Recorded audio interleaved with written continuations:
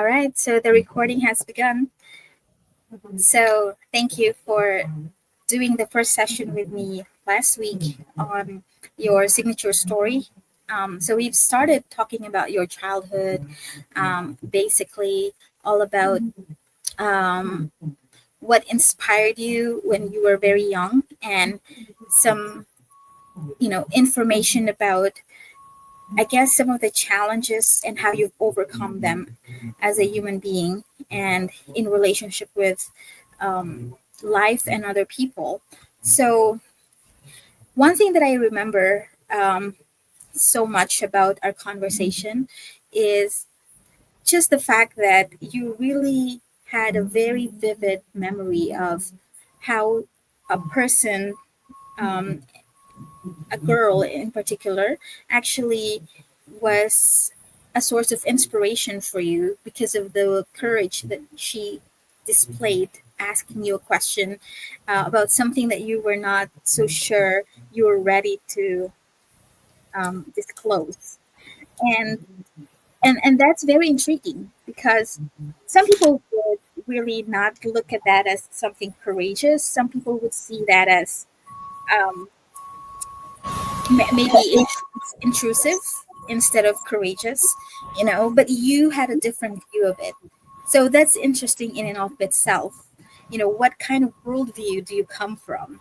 It's really important to understand your unique um, perspective on life and how that influences the way you're actually being called to grow and to lead as a person. So, what is one thing that you remember from our conversation that you just want to comment about or you want to pick up on right now as we begin? I I remember remember that that. just a second. I remember that our conversation is very intuitive. I learned a lot of things about my past. Remembering those things are very good, and kind of I discovered that I am not today into the inner peace, but in the past I was also trying to find some kind of inner peace. But at those times, mm, I am the only one who is like I am sharing myself to only with myself. So kind of I remember that I was a bit introverted at those years, and after these younger ages, I become more expressive.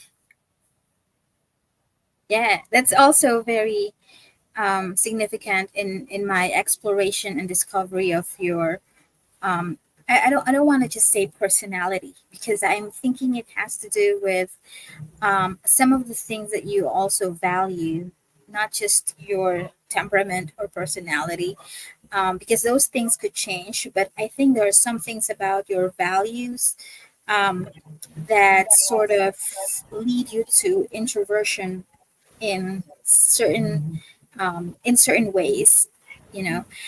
So I would like to understand that further, um, because so far we've actually tackled some influence in your life, like that girl that I just mentioned.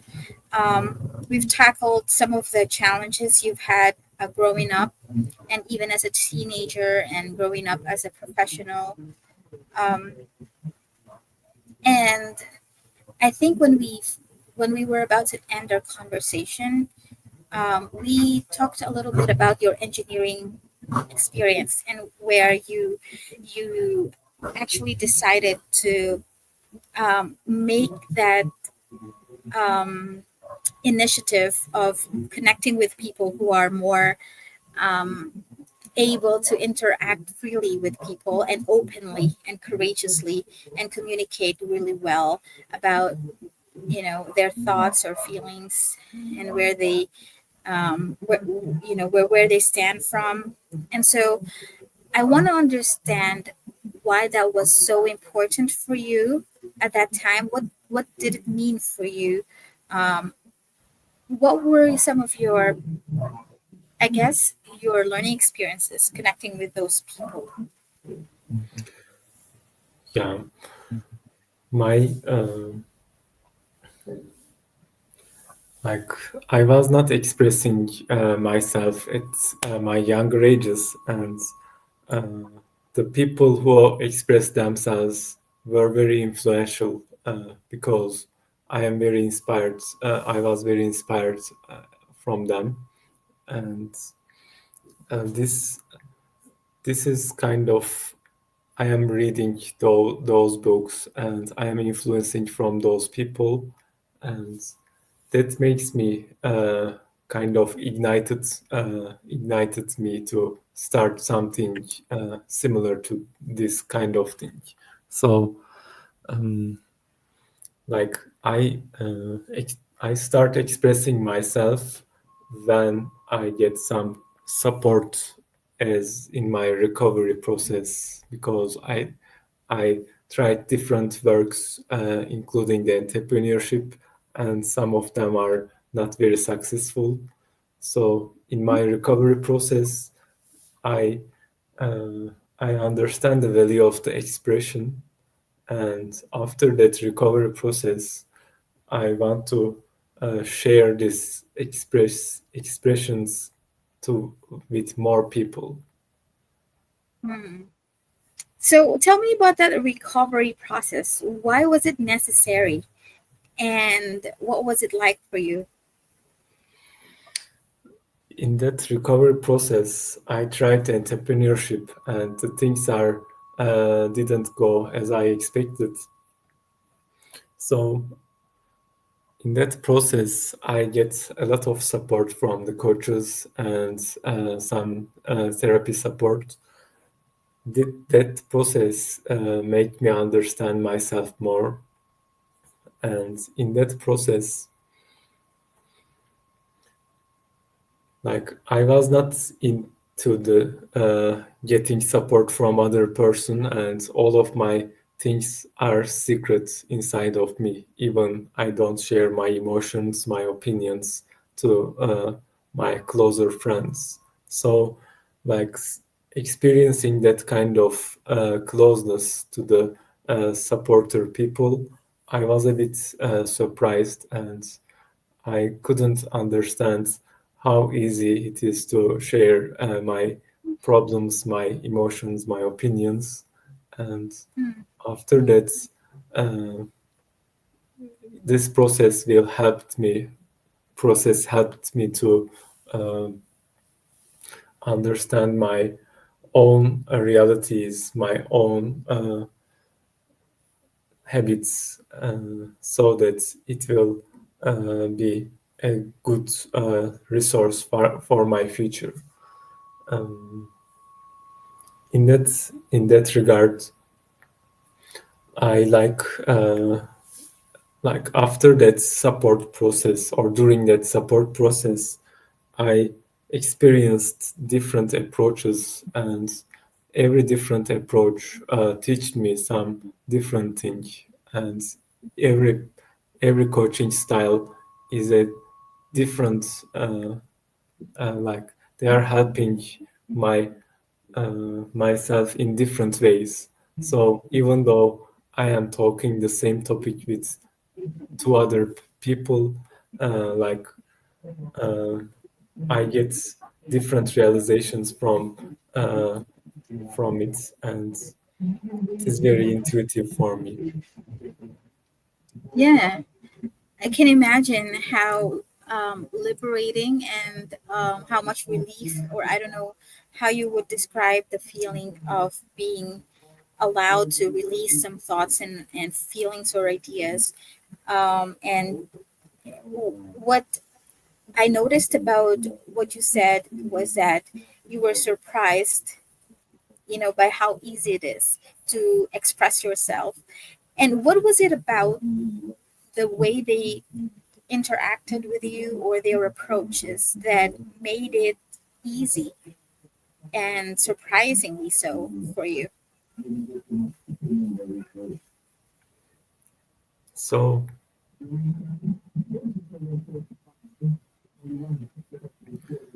the people that I get support, it is they are not in my life. Kind of, they are professionals, and I don't know them as a person. So kind of, it gives some privacy. So I know that my thinking or my opinions are not be used in any social environment, and kind of Mhm. that professionalism helped me to open up more, and also not getting advice, not be criticized, or not being challenged. Extreme things are Mhm. um, are the benefits of those support. For example, like when I try to plan within myself before those supports, like I always challenge myself for the impossible or extreme things. But at the end of the day, I ended up by not achieving anything. But those people helped me to uh, divide everything by step. Uh-huh. It is kind of um, they are uh, they are not like me. Uh, I am very impatient about myself. I want Uh-huh. to reach the result as fast as possible, but like they are giving the homeworks or kind of we are improving very slow, like 0.1% a week, but kind of even that speed is make me improve during the years, and it helped Wow. me to kind of realize that the life is not as fast as kind of I am thinking about. So, and I also appreciate their patience. Like, even though I didn't do the homework or I didn't do the exercises that they give to me, um, I didn't see that they are offended and kind of they are mad about me. That is also a good thing, and that I am kind of they give kind of kindness to me. Wow. Okay. Those are very, very important points. And among all of those things that you mentioned, which ones of those do you find that you are able to do now with other people, or give back, pay forward, and um, also help other people with? Like you talked about their kindness, their patience, you know, taking things slow, and helping you, like instead of having to eat the elephant, you take one bite at a time. And that's very, I think that is a very good reflection of, how helpful those people have been for you. So which of those have been part of the way that you show up for other people nowadays? Yeah. And what areas are you still growing into? So, like I learned the patience, I learned the like not eating the elephant, but waiting for it the people to improve, and sometimes giving a space to the people. These are the things that I want to do in my practice also, and what I'm trying to improve is I in one of the coaching, I learned a lot about the fear, how to live with the uncertainty and how to deal with uncertainty. And I am still um, try to face this fear in my life. And in the future, I will. do better in this area. But I think living in the uncertainty is a very strong tool to be used in the life.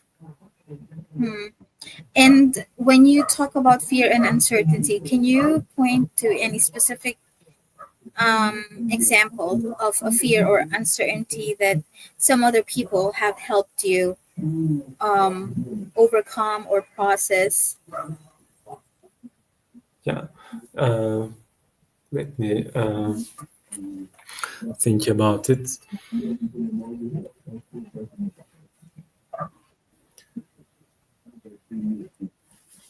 Like choosing my own way is kind of is the most important thing in my life. And when I choose when I choose my own way, it is a bit alone way. Kind of, there are no people, or there are not much people uh, that is selecting this path when I try entrepreneurship. So so I want to I digested the things of selecting my own path might uh, be a lone path. So being alone is a kind of fearful thing for me in that road way.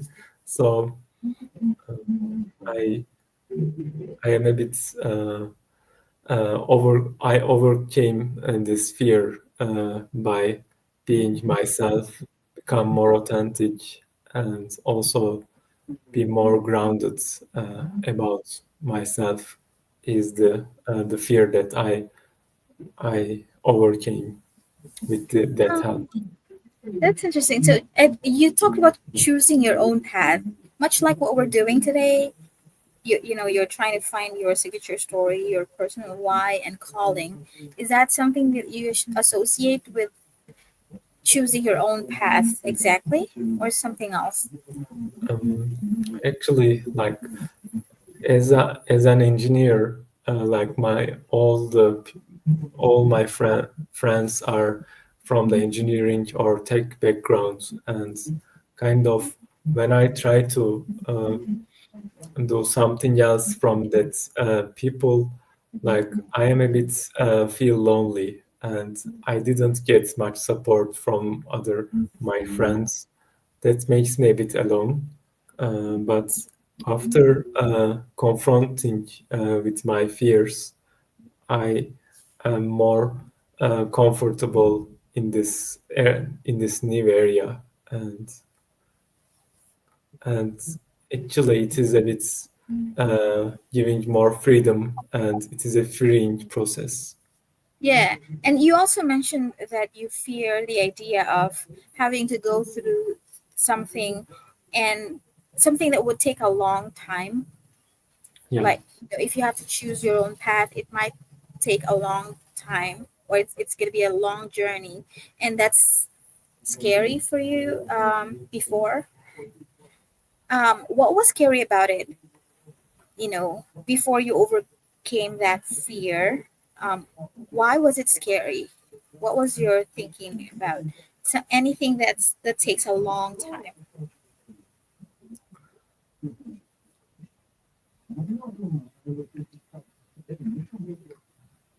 Like I see that process as like I haven't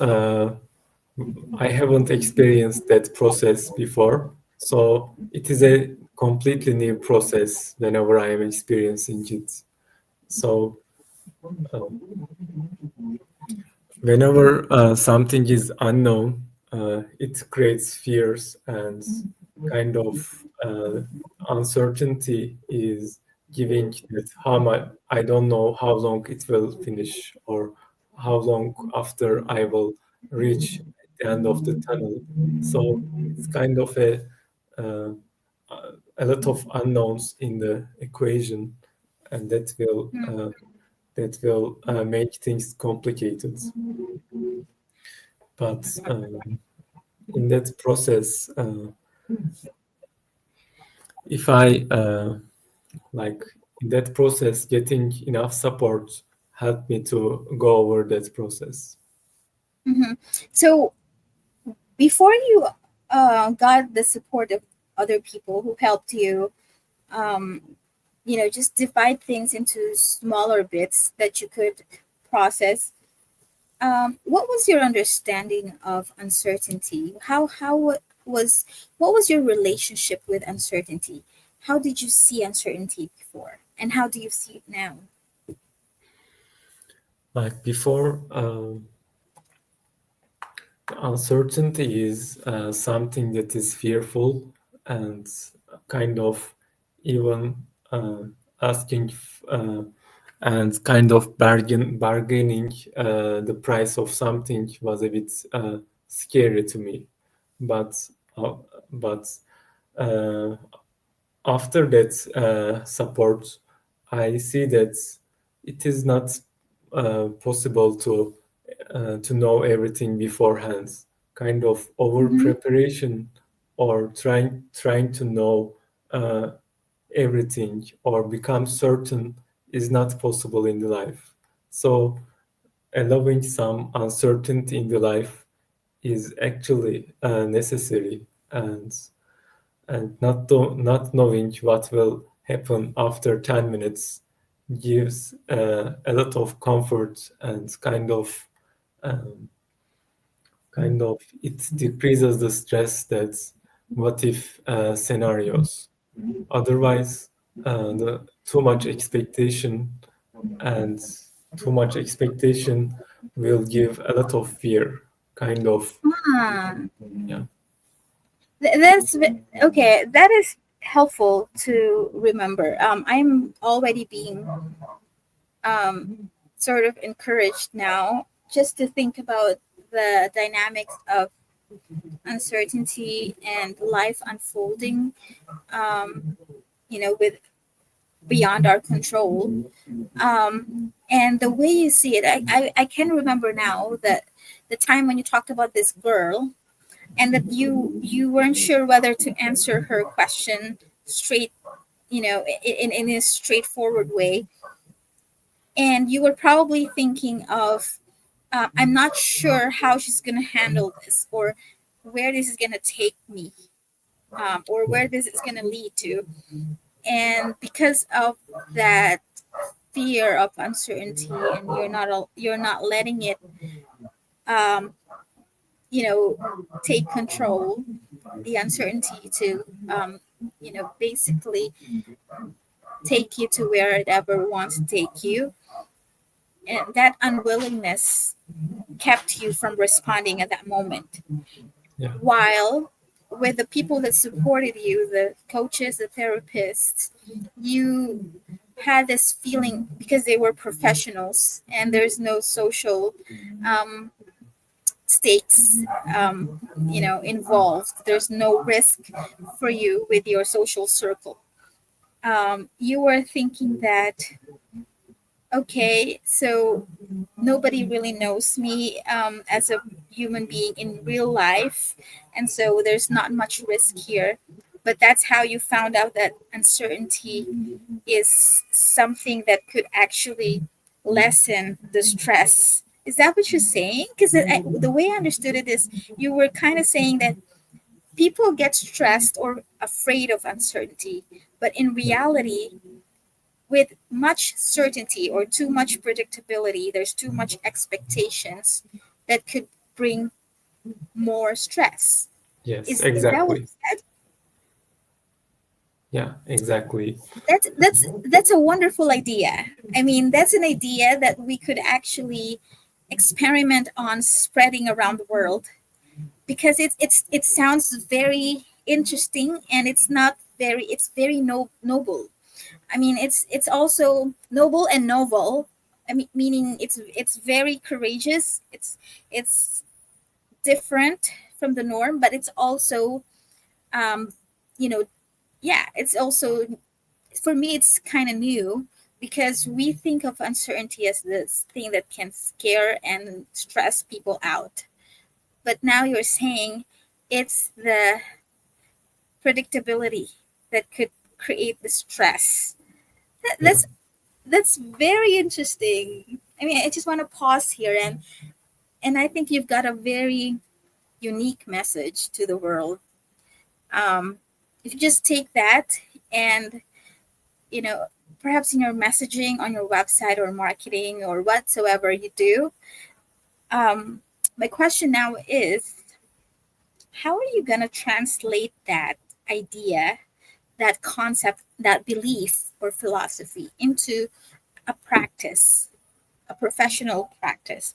You know, because the way that you actually help people or serve them has to be in alignment with your main belief. And you definitely have a why behind it. Could you tell me so far what you see now as your why behind that idea?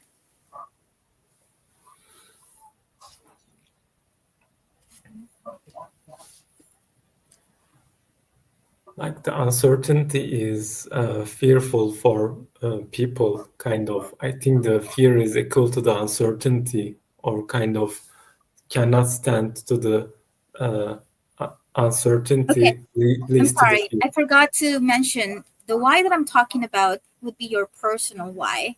Let's start with your personal why.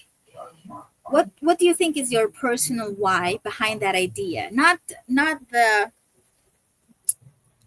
scientific why, you know, Yeah. not the textbook why, but Yeah. you know, your own, based on your experience and what you've been able to overcome in life. Why do you care personally about um, teaching the value of uncertainty, allowing uncertainty? Why do you care so much? What is it about you and your story that you care so much about this, that you're going to fight for this all your life? Do you think this is worth fighting for in your whole life as long as you live? Yeah. Like my personal why is I I I was taught that the most important thing was the hardworking, and I tried to be hardworking in my younger ages, in my university, etc. But after I realized that the being courageous is more important than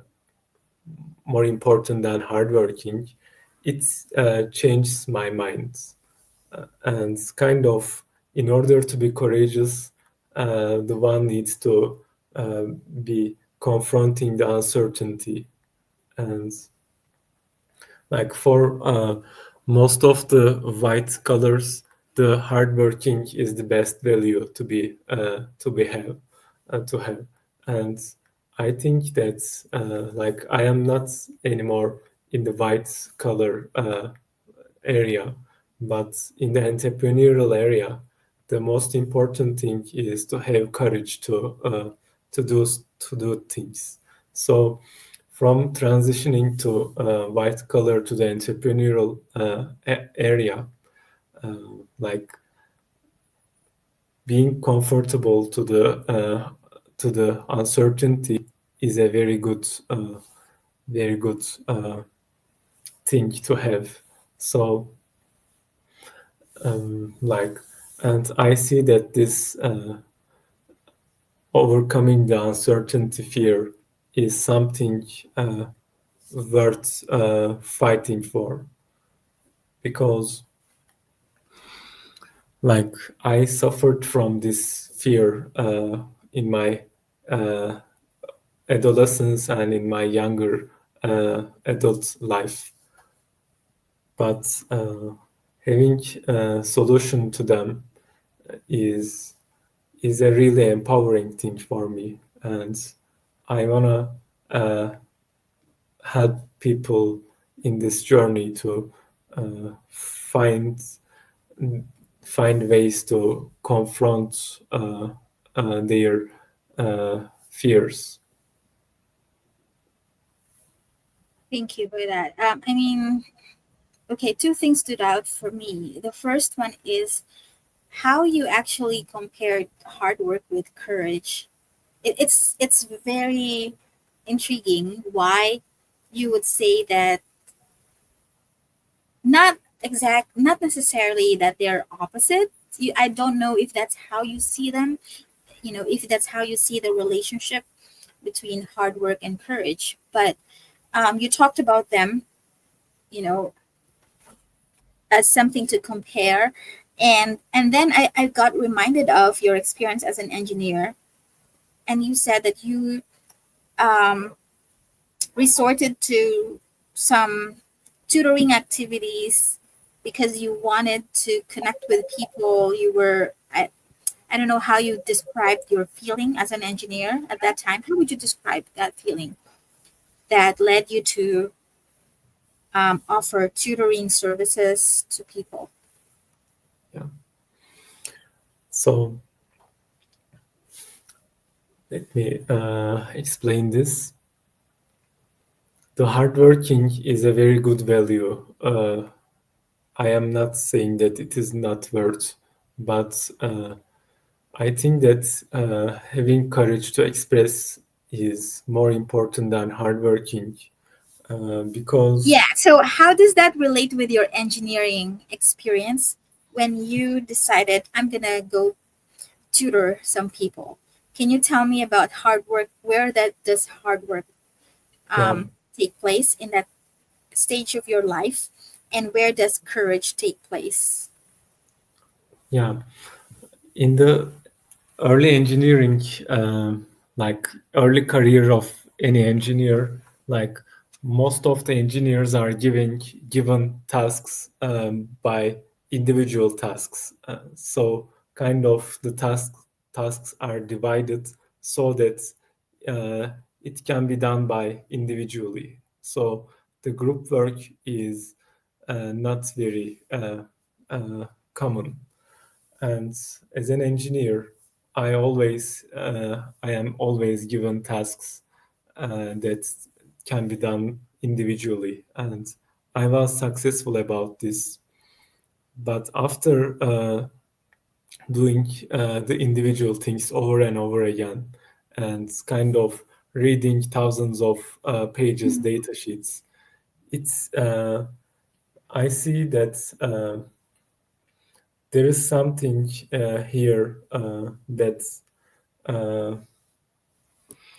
I am not doing very good at it. That is the kind of the express, like the self-expression is missing in this engineering tasks, and I want to do more social, and I want to express myself more, so that I start giving software tutoring to the students.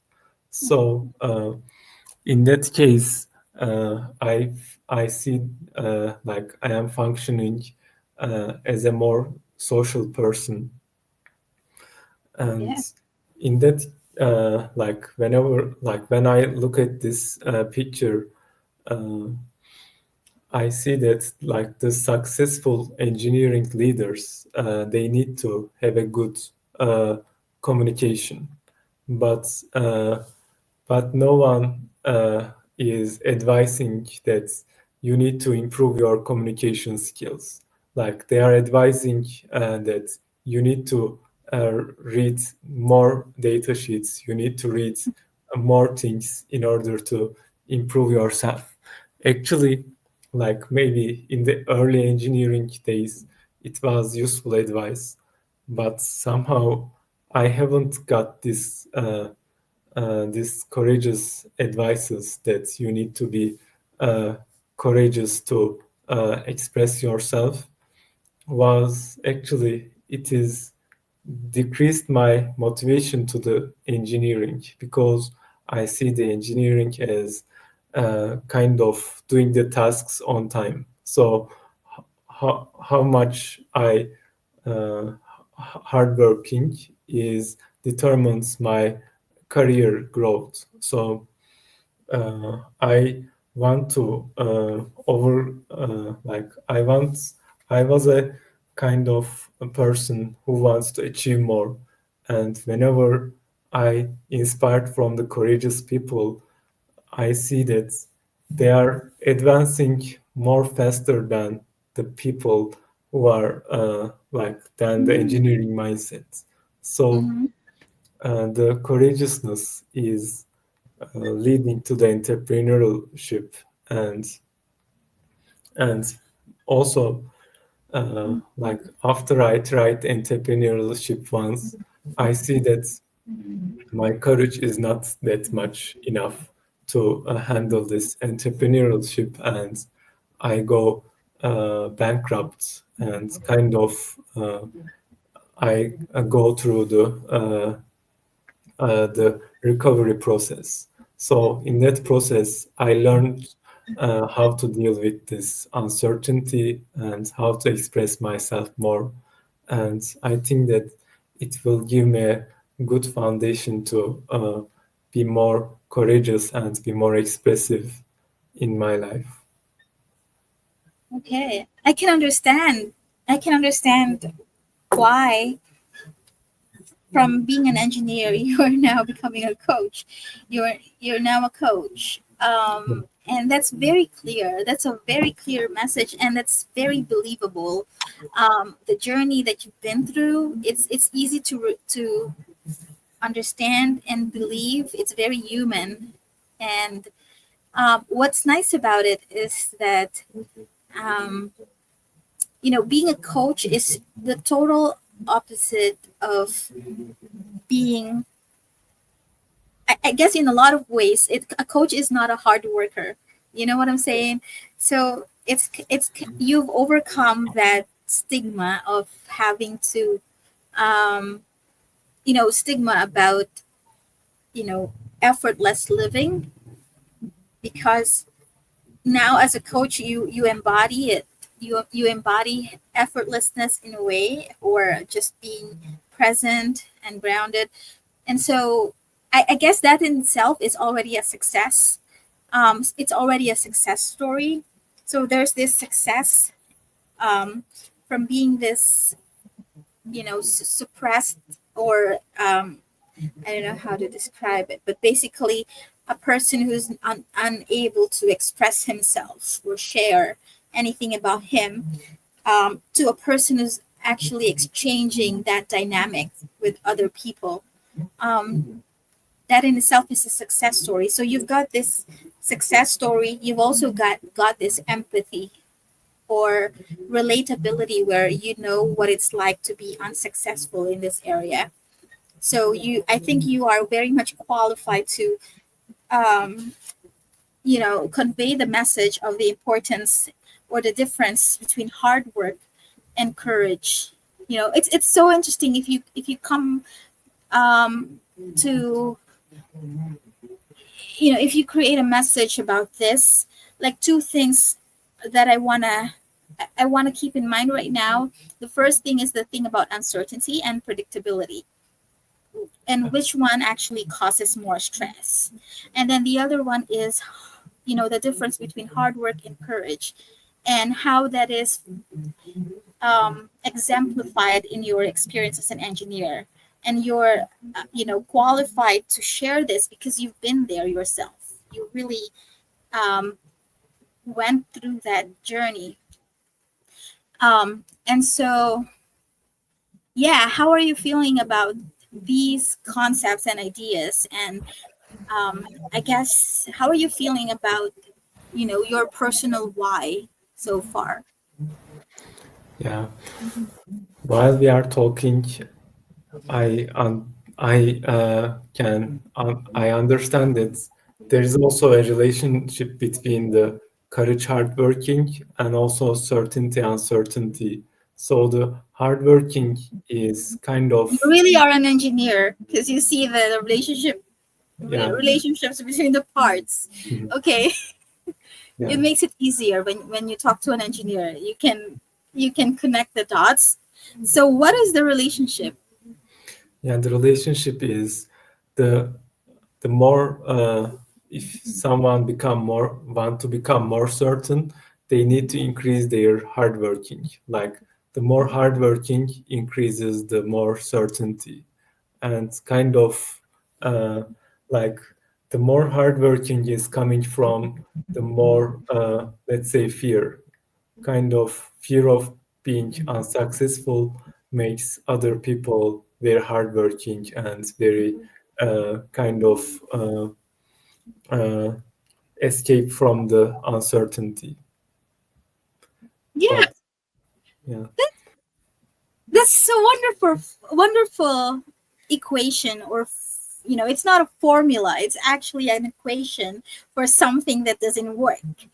But what yeah, is the formula for something that works? So, okay, now we've got an equation. We're yeah, mathematical. Okay, the more, what's that? The more yeah. certainty you have, The, the the more more hard work you need yeah, to exactly. maintain predictability. Ah, oh my goodness. Okay, that's very exciting. So you have to take note of that, I guess, because an equation, and you want to present that to the world as some sort of like your your signature system, or you know, and you're going to have to do some research about this to back it up scientifically, psychologically, etc., spiritually, and so many other ways. Okay, so now you've got something to support with science and research or whatever, other case studies from other people. So you've got that equation and you want to prove that to the world. Okay. Yeah, Now, what would be your formula for courage, I guess, or whatever? yeah, Less stress. yeah, kind of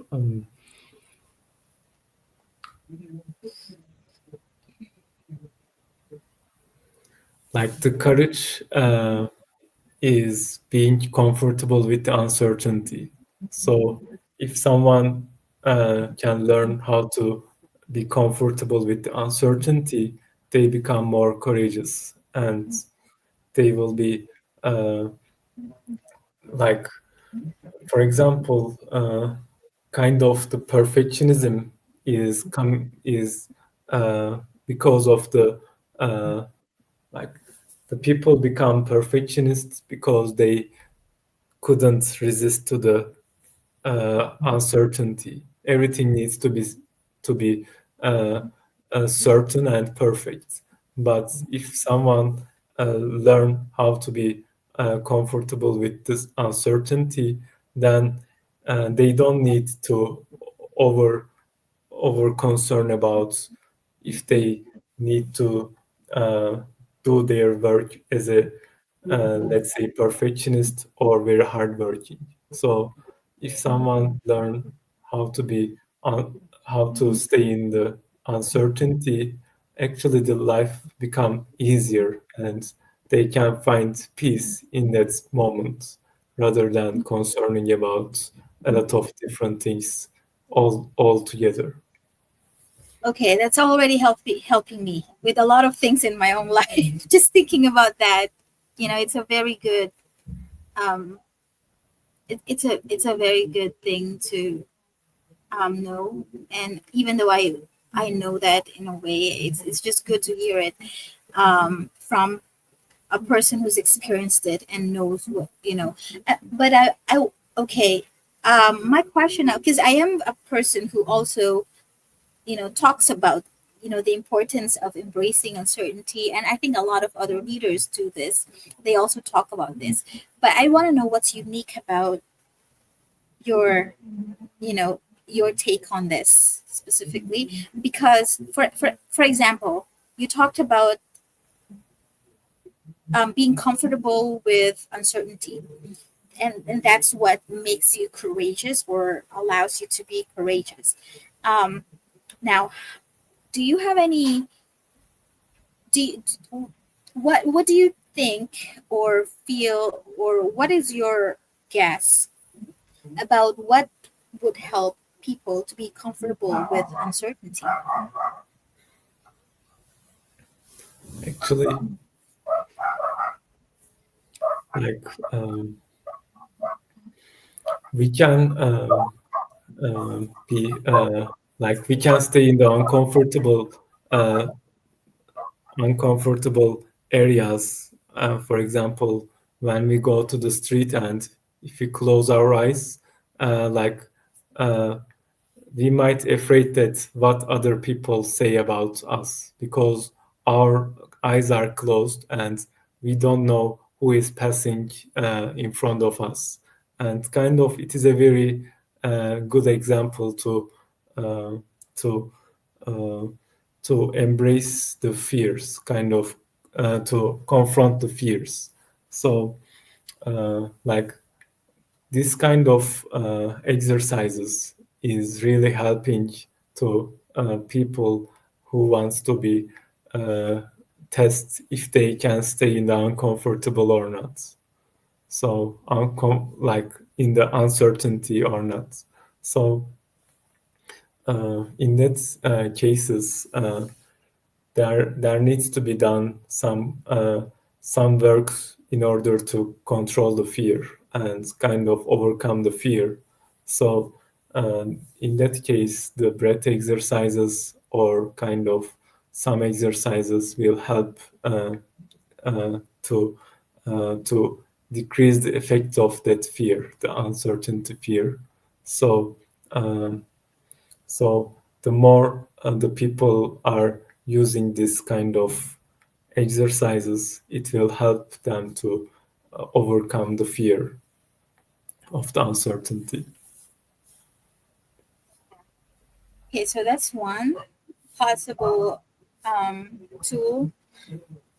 Now, my challenge for you is maybe you could come up with your own way of, um, and how would you incorporate that into your own practice as a coach? Because coaches have their own um, unique approach to helping people.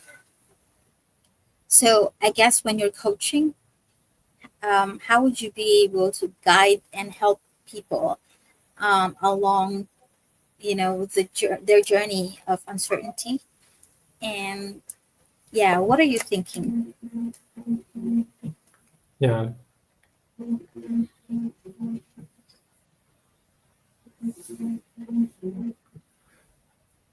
like finding some ways that can be personalized into the that person, kind of personalized uncertainties are best in terms of the people, kind of instead of everybody do the same exercises, uh, the fears or kind of the uncertainty uh, levels of everybody is different. So understanding the person and then giving them a personalized exercise will be more beneficial to each of the people. And I think that's the first the first uncertainty exercise would be to kind of confronting their own emotions or their own opinions about themselves. So, like going to outside might be the second level, but if someone or if my clients are aware of their own like if they confronted their own opinions and their own emotions that might make them uncertain, this is the first confrontation that they need to overcome. So, inner confrontation, Yeah. yeah, before trying to solve the externals. Is that what you're saying? So, Yes. so Yes. it's more of an inner work. Okay. Yeah. I think this has been really um, illuminating in a variety of ways, and I don't want to add too much to this, even though we have an hour and a half schedule. Because if we do, we might actually easily forget the substance that we've come up with together, and just that you've shared with me from your own self exploration. So I want to know how you want to use this, or what is your goal for, I guess right now, are you still an engineer? Are you a coach and an engineer? Are you going to be just an entrepreneur in the engineering field or the coaching field, and or both? Yeah, I am right now. I'm a full-time coach right now, and I am not doing any engineering or uh, similar thing. So the coaching, I can say, as a solopreneur, but in the later of my life, I want to start kind of entrepreneurship. Mhm. And when you say entrepreneur, what kind of entrepreneurship do you want to do? Like I'm not sure yet, but it might be AI, it might be maybe coaching related thing, or it depends on the situation. But I want to be inspirational, and I will use the knowledge from that kind of. I want to be a courageous leader, and I want to be um, use the state of art in my entrepreneurial business. What do you mean by use state of art? Kind of state of art is like like I want to use the most advanced Hmm. technology, or kind of the most like I will use my knowledge at the best, kind of whatever I reach as a as the top, I will try to challenge myself to reach the top. And I think that those valuable knowledge will help me in my entrepreneurial journey. Uh-huh. Yeah. And then so you want the state of the art, and you want to incorporate the latest technology like AI, and you want it to be expressive, or allowing people to express themselves and live out their whatever it is that they're supposed to live out in a courageous way. Um, and if you're gonna do that, are you gonna um, do it? Like for instance, what kind of engineer are you already? Just so I understand. Is it something Yeah, related to your software. engineering? Yeah, software and You electronics engineer.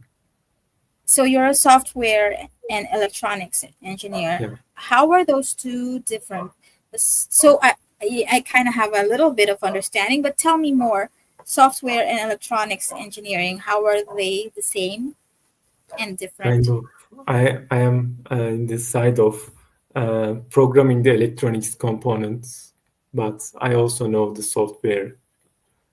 Kind of, I am programming the microchips. Uh-huh.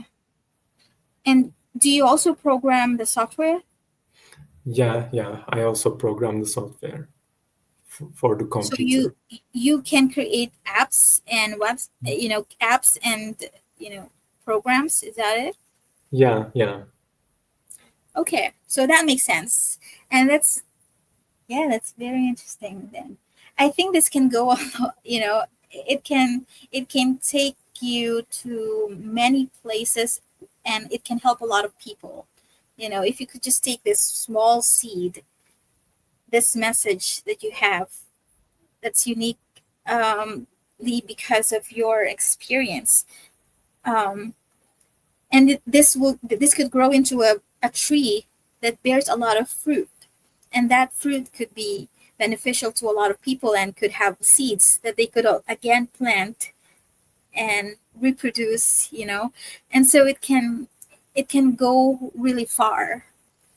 um yeah, I mean, so I understand this now.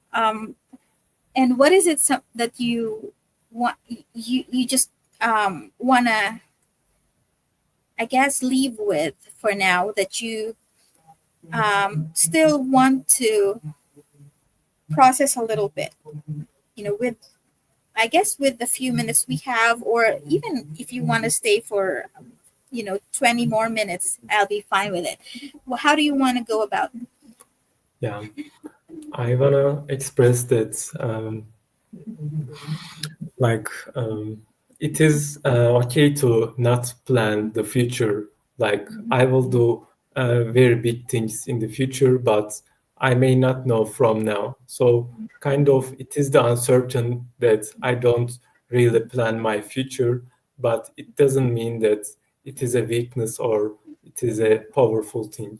So I'm just okay with my current self, and I think that learning to stay in the uncomfortable is a great inner peace, and kind of the inner peace and the courage is very related topics in like they are very related, and I think that this can be practiced and this can be learned by practicing.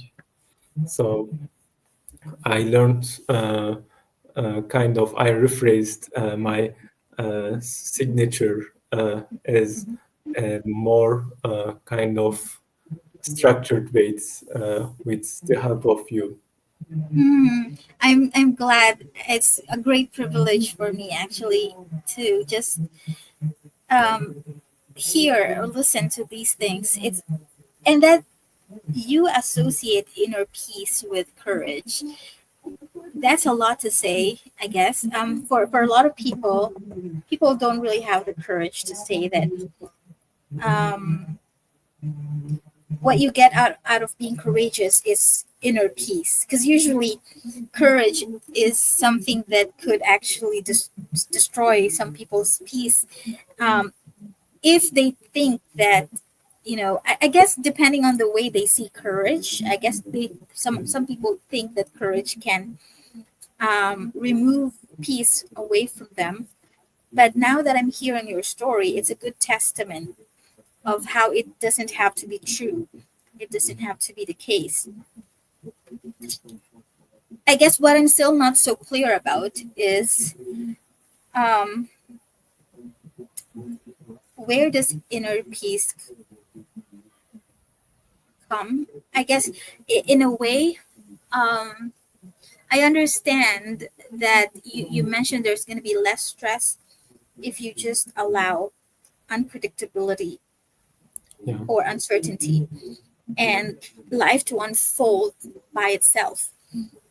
You don't have to worry about controlling a lot of things, and having your expectations destroyed. And so that can create inner peace in that way. But my question is, does inner peace happen before, during, after being courageous? Um, it's like, what is the prerequisite for and what is the goal? Is the goal here being courageous, or is the goal having inner peace? That's what I'm curious about. So after after people become okay with the uncertainty, they they will reduce their stress, and kind of with this way they as a result they find their inner peace, and as a result they have a courage to do anything, because like having a fear is kind of making people not to be courage, or kind of having a fear from uncertainty is also blockage for a inner peace. So the inner peace and the courage is the byproduct of releasing the releasing the fear from the uncertainty. So Yeah. they are coming together as a end result. Yeah. And the way I'm imagining it right at this time, I'm not sure if this is always true, but I can I can relate to the idea of so once you release your fear of uncertainty, and you see it as a friend instead of a foe, instead of an enemy, then you have inner peace, and that inner peace allows you to stay courageous or take courage. Yeah, So the way that I'm imagining it now, which may or may not be true at all times, is that after um, after submitting to uncertainty or surrendering to uncertainty, you experience inner peace after that, and then after inner peace you have courage. yeah. Kind Would you of, say it that way? kind of. Whoever comes first is not the very important thing, but uh, kind of surrendering and overcoming the uncertainty will bring the inner peace and the courage all together. So Uh-huh. Uh-huh. So but you're saying that definitely it starts with surrendering to uncertainty. yeah, You- yeah, so what you're certain about is the first thing that should happen is the surrender to uncertainty yes, before you could have the inner peace and courage. And you could have, and it doesn't matter whether you have courage before inner peace or inner peace before courage, as long as you've done this, the first part, which is surrendering to uncertainty. Is that how you put them in sequence? yeah, yeah. That is my viewpoint. Yeah, because I think it's important to understand sort of like the prerequisite to, because that's how I help people with creating their framework. You gotta know the prerequisite to the thing that you are actually um sort of pursuing. What is a prerequisite to that? What sort of like, what's the price? What's the price you have to pay um for something? And yeah, and so I want to understand from you now, how do you want to present yourself as a coach, or as whatever service you want to provide to your target um, audience or market? How do you see yourself connecting with people now from here? Yeah, kind of. I present myself as an inner peace coach, and I will like uh, in my coaching style, I will focus on the uncertain areas and how to overcome these areas, and how this overcoming uncertainty will lead inner peace. And then uh, also I will talk about some uh, inner blockages, like inner confrontations, and these inner confrontations are helping them to be more authentic, and it will let them to express themselves more. So kind of I currently realize that in the subtitles of the inner peace there are kind of overcoming the uh, uncertainty expression, and also the inner confrontation. These are all three pillars in as a subtitle of the inner peace. Mm-hmm. um is it going to be mostly about inner peace, or is it going to be mostly about courage? What would be, what would be the thing that you want to use to attract people? Like, for if it's going to be one word, it doesn't mean that you're not going to talk about the others. But if you're going to be known by one word, what is that single word that you want to be known by? For example, Brene Brown is known for her vulnerability. Yeah, Brene Brown. Yeah, I know. Yeah, vulnerability. Yeah, when you say vulnerability, keyword comes to my mind. So, Yeah, Brene Brown is known for the word vulnerability. She's a shame researcher. She researches shame, but she's very well known for that. So if you want to be a vulnerability advocate, I don't think that it's I think you need to come up with something that is your own.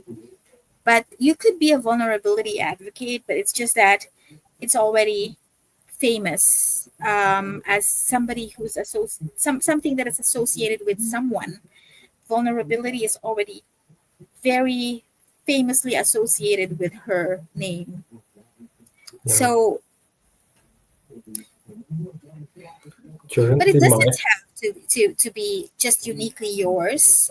You know, I would just say that yeah, as a coach, what is it that you are more convicted to, like, okay, if you're gonna think about the people that you're serving, how would you describe them, their future self, you know the transformation that you want to lead them to, you want them to be from being this to being that, or from being that to being this. Can you describe those people? If you want the whole world to change with your help, how would you want the world to change with your help, from being this to being that? from not non-expressive to expressive, like I want them to be more expressive, more authentic, Hmm. and also uh, kind of fearless, and also find their inner peace. And Hmm. it is kind of all Oh, that's together. interesting. That's interesting. So those three things, okay, or four: expressiveness, authenticity, inner peace, Yeah, and courage. If we yeah, were gonna use AI, I wonder what word would we would find that yeah. actually encompasses all of those. Do you wanna? I would probably go to ChatGPT or anywhere to look for a word Yeah, that encompass. Do you want to do that? yes. Uh-huh.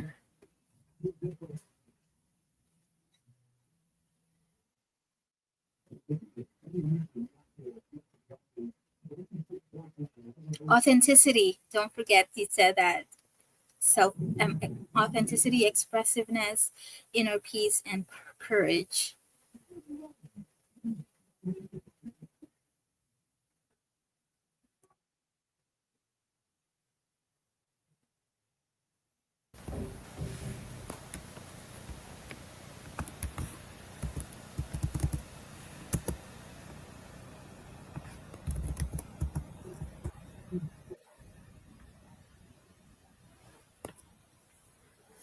I will also search for it. You've got lots. Let me,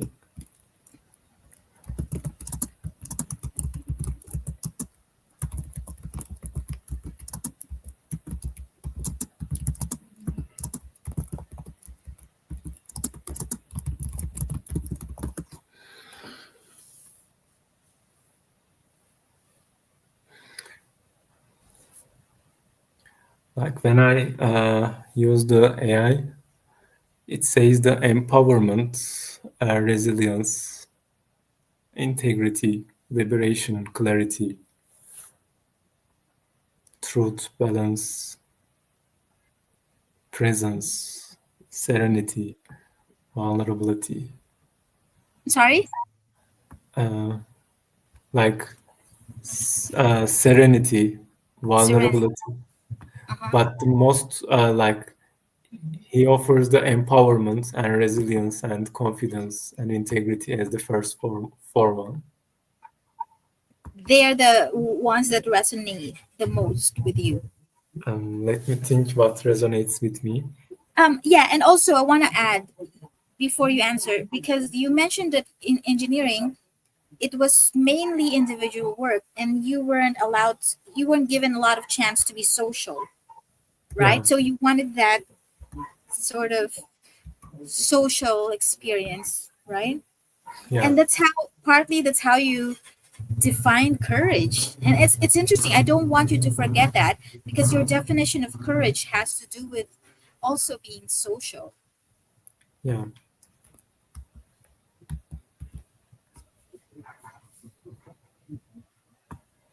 yeah. Could you repeat your question again? It's not really a question, but I just wanted to point out, Yeah, in case you forget, that what's interesting to me about courage, in your view, is that it's got a lot to do with being social. It's not just because you talked about hard work as an engineer, and then you talked about tutoring other people, connecting with people, so that you could have that social growth, right? mm, So in a way, are you saying that without being social or growing socially and communicatively, you cannot have, or I mean, your courage will be limited? Is that what you're saying? yes, yeah, exactly. Like the courage needs to be empowered by the social and kind of communications and maybe the collaboration. Yeah. And also, what resonates with me, like I was about to name my page as Easy Inner Peace, and I like make things easier. So, make things easier is also very resonating with me. So, Mm. kind of all expression, authenticity, and the courage and inner peace kind of all are serving to make things easier. So, but yeah, making things easier is also another keyword. Okay, now I want to challenge that idea. Easy inner peace. Um, my challenge is I believe it in a lot of ways, but I also wanna understand how it can be easy, because when it comes to, there's this, I don't know if you've watched the movie Braveheart, for example. Is that familiar? Okay, so it's just one of the movies that have this line that's very famous, and this is a very famous movie by Mel Gibson, and then they were fighting against the colonizers, who took over their country, so they were not free anymore to be themselves, because they, in their own land, they were colonized by another country. So the friends that he had, they were being killed, the women were being raped, and so many other things that were being taken away from them. And then his friends wanted life to be easy. So they're telling them, okay, let's stop fighting now, because we're gonna get even um, more hurt if we keep fighting these people. They are very powerful. And so I want peace. His friends were saying, I want peace. But he was fighting for freedom. Okay. And so he said, oh, mate, I also want peace. I would rather have just peace right now. And, but, but peace doesn't come until there's freedom. So I'm going to have to fight for freedom. So it's kind, I don't know if he said it that way, but that's what the movie meant. But Yeah, at the end of the movie, that's what it was all about. But I'm just summarizing it. I don't remember exactly the line that he said. So the idea was, if I'm not gonna fight for freedom, there's never gonna be peace. That's the whole concept in the movie. So peace comes at a cost. It's like there's a big price to pay if you want real peace. If you want superficial, surface level peace, like putting a band-aid on top of a deep wound, but not really cleaning the wound or not really curing the entire thing, just putting a band-aid on top of it. That's not real peace. But if you really want to have real peace, you're going to have to do something with the wound, the deep wound, So that's what some people say. And I think that's true in a lot of ways. Do you agree with that? Um, do you have to fight for freedom? And in what way in order to have peace? And how do you find that freedom? For me, for me, the our freedom is very important, and also if like someone can overcome their uncertainty, fear, they will find the peace in their inner selves, kind of uh, the country's peace or kind of the world's peace uh, is different things than the inner peace. So Huh. uh, if the person kind of find their inner peace, it doesn't matter he is fighting for the peace or kind of he is kind of resting. But the important thing, it starts from the inner. It is not starts from the outer. So I see. whenever people finds the peace in self, in their inner self, I think they become peaceful, and that is the easy way, kind of, other than fighting for peace, for the world peace. If they find their inner peace, it's become Uh-huh. more easier to find peace. So you're um, clearly showing the distinction between outer peace and inner peace, and you could fight for world peace or national peace, in the case of the movie Braveheart. um, but that's different from inner peace. It doesn't necessarily mean you're going to have inner peace just because you have national or whatever peace in the outside. Yeah, So okay, so that's a very good distinction, and I think it's important to note. So you're saying that's the first level. So it's like um, fighting for world peace or whatever is trying to put, for me now, the way I see it now, is like that's putting band-aid on a deep wound. But fighting for inner peace is actually having the wound heal itself, you know, yeah, and there's no need for the band-aid. yeah, Um, okay. So I would leave you with that for now. And then I want to know what you're going to be doing about this when we meet again. Tell me where this leads you, I don't know if we should have another session. Maybe I'm so interested in where you're going to take this. Um, I would love to talk with you again, but I don't know about what, but I'm gonna book a meeting sometime soon when I'm available, just to talk to you. yeah. Thank you very much. And it is very self. I experience a lot of self-expression by talking to you, and thank you Mhm. for providing this space for me. And I am learning Well, from your questions. Thank you very much, Februalin. yeah, it's my pleasure, Gurkan. I would love to know where this is gonna take you. So it's really a pleasure, and I'm gonna try to remember what we've talked about today because I think it will enrich my life in a lot of ways. So yeah, thanks a lot for that Yeah. too. Thank you very much. Bye bye. Goodbye.